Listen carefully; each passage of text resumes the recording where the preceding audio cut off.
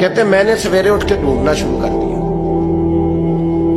ڈھونڈتا ہوں وہ بندہ ملے، کہتے جہاں بلخ شہر کے لوگ رہتے تھے وہاں چلا گیا، تو میں نے لوگوں سے پوچھا تم میں محمد بن ہارون بلخی کون ہے؟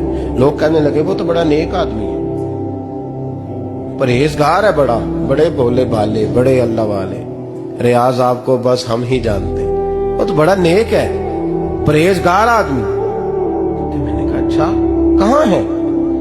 انہوں نے کہا پہاڑ کے پیچھے اس نے خیمہ لگایا ہوا ہے، ساری رات عبادت کرتا ہے، سارا دن روزہ رکھتا ہے، قائم اللیل ہے، صائم الدہر ہے۔ کیا بات؟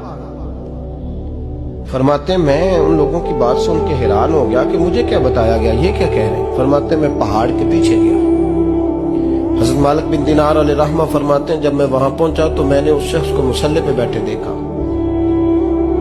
کثرت عبادت کے آثار اس کے وجود پر نظر آ رہے تھے، سیدھا بازو اس کا کٹا ہوا تھا۔ فرماتے 2 رکعتیں مکمل کر کے میں نے اسے السلام علیکم کہا تو مجھے کہنے لگا وعلیکم السلام، آپ مالک بن دینار ہیں؟ میں نے کہا بڑی اس کی فراست ہے۔ فرماتے پھر اس نے ٹھنڈی سانس لی، کہنے لگا آپ کو خواب آئی ہوگی کہ میرا حج قبول نہیں۔ فرماتے مجھ پر اور بجلی گری کہ کیا کہہ رہا؟ فرماتے میں نے کہا یار لوگ بھی تیری تعریف کر رہے ہیں اور تیری بصیرت بھی بڑی ہے، تو یہ ماجرا کیا ہے؟ کہنے لگا آپ نہ پوچھیں۔ یہ کہہ کے اس نے رونا شروع کیا، دیر تک روتا رہا۔ میں نے کہا نہیں یار تو بتا۔ کہنے لگا نہیں آپ نہ پوچھیں، آپ ناراض ہو گئے۔ میں نے کہا میں نہیں ہوتا، تو بولنا۔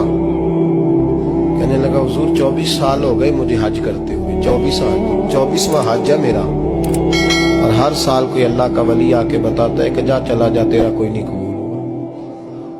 بے پروائی ویک سجن دی جتھے کسے دی پیش نہ جاوے، انہیں تاجہ والے در در رولے تے منگتیاں تخت بٹھاوے، آزم کسے نو کارا مل دئی کوئی کعبے و خالی آوے۔ کہتے ہیں اس نے مجھے کہا حضور 24واں حج ہے، ہر سال کوئی بتاتا ہے۔ میں نے کہا تیری غلطی۔ کہنے لگا میں اپنی ماں کا نافرمان۔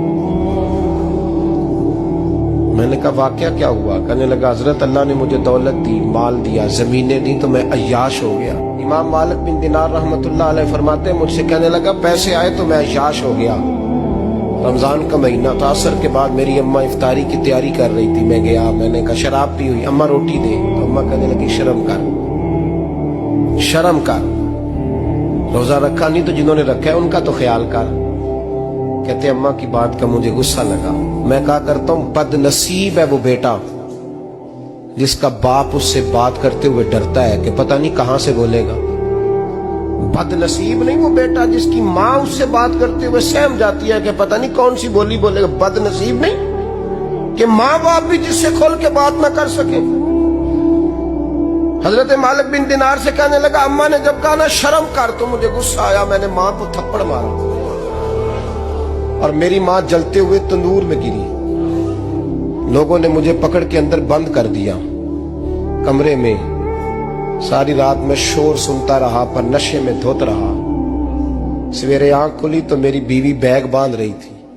میں نے کہا کہاں جا رہی ہو؟ کہنے لگی جو ماں کا نہیں بنا میرا کیسے بنے گا؟ میں نے کہا میری اماں کا وہ تو لوگوں نے رات کو ہی دفن کر دی جنازہ پڑھ کے۔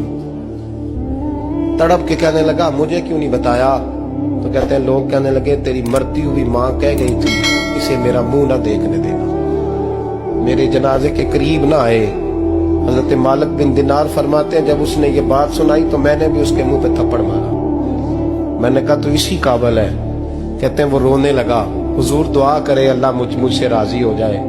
کہنے لگا جب ماں کی انتقال کی خبر ملی تو میں نے کلاڑی لے کے وہ ہاتھ کاٹ دیا جس سے ماں کو مارا تھا۔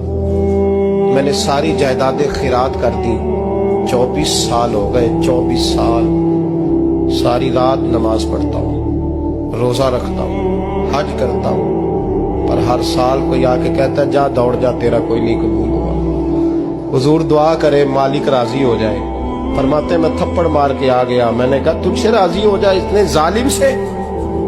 امام مالک فرماتے رات کو آ کے سویا تو مجھے خواب میں رسول پاک کا دیدار ہوا، تو نبی پاک علیہ السلام نے فرمایا مالک تو اسے مایوس کیوں کر آیا ہے؟ اللہ تو بڑا مہربان ہے، کہا حضور ماں کے نافرمان کو معافی کیسے ملے گی؟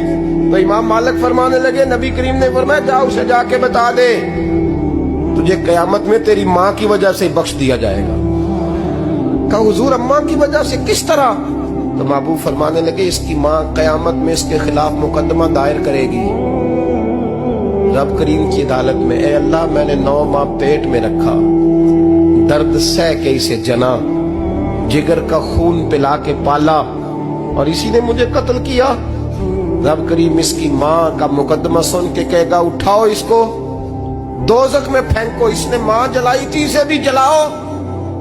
محبوب فرمانے لگے جب پکڑ کر کے مالک